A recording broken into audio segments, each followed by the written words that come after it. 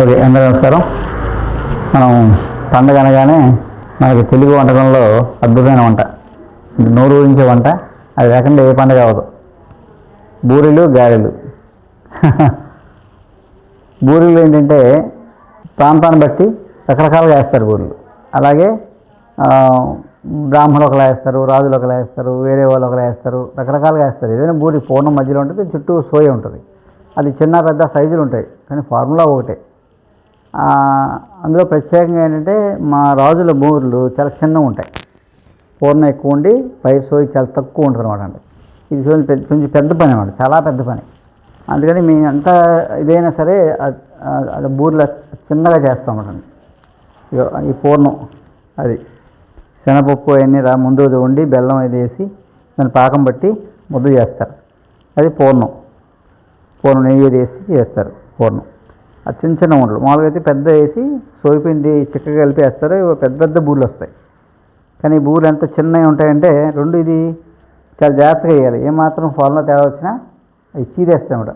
ముక్కుల్లో చీదేసి ఇంకా బూరె రాదు, పోద్ది.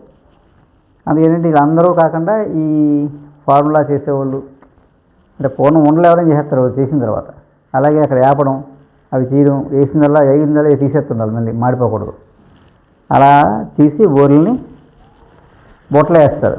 సాంప్రదాయ తంతే బూరెలు బొట్లు కొట్టినట్టు అన్నట్టు.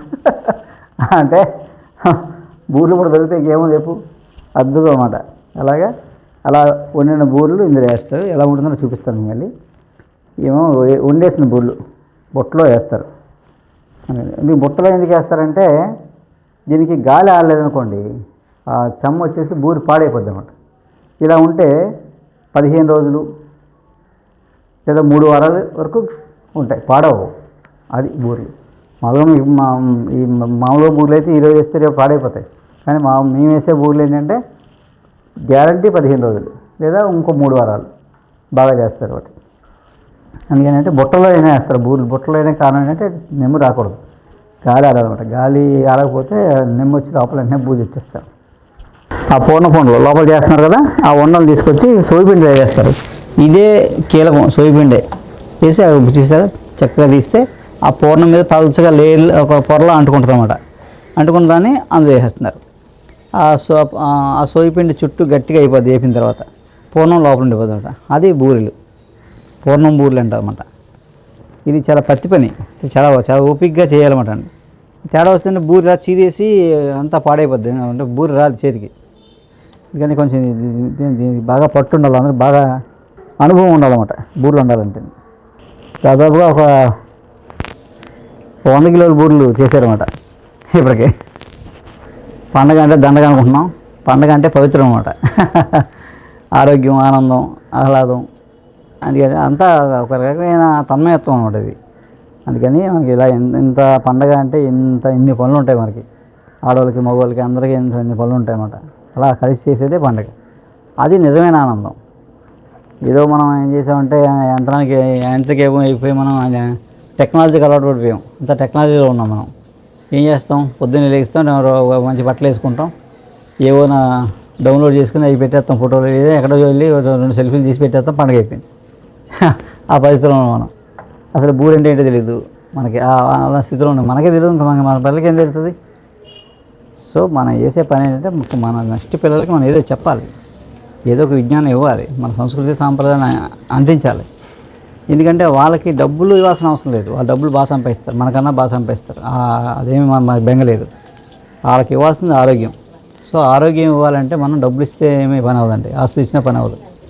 మన సంస్కృతి సాంప్రదాయాలను ఎంతో కొంత వాళ్ళకి నేర్పగలిగి వాళ్ళకి ఇవ్వగలిగితే అది కోట్ల ఆస్తి అన్నమాట.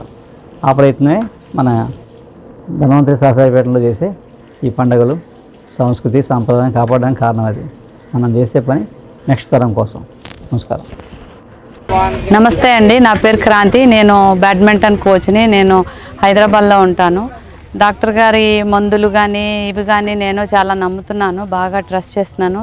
ఇప్పుడు ప్రజెంట్ ఈ సంక్రాంతి పండగకి, భోగి మంటలకి నేను ఇంతలాగా భోగి మంట, ఈ అరేంజ్మెంట్స్ ఇదే నా లైఫ్లో నేను ఫస్ట్ టైం చూడటం అంతా. డాక్టర్ గారు మందుల్ని నేను బాగా నమ్మి నేను చాలా మా అబ్బాయికి మా హస్బెండ్కి అందరికీ ఈ మందులే వాడుతున్నాం, మా ఫ్యామిలీ మొత్తం ఈ మందులే వాడుతున్నాము. ఆయన మెడిసిన్స్ వల్ల నాకు చాలా క్రిటికల్ ప్రాబ్లమే చాలా బాగా క్యూర్ అయ్యింది.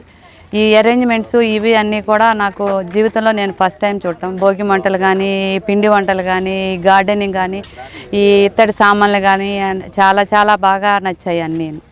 ధన్యవాదాలు.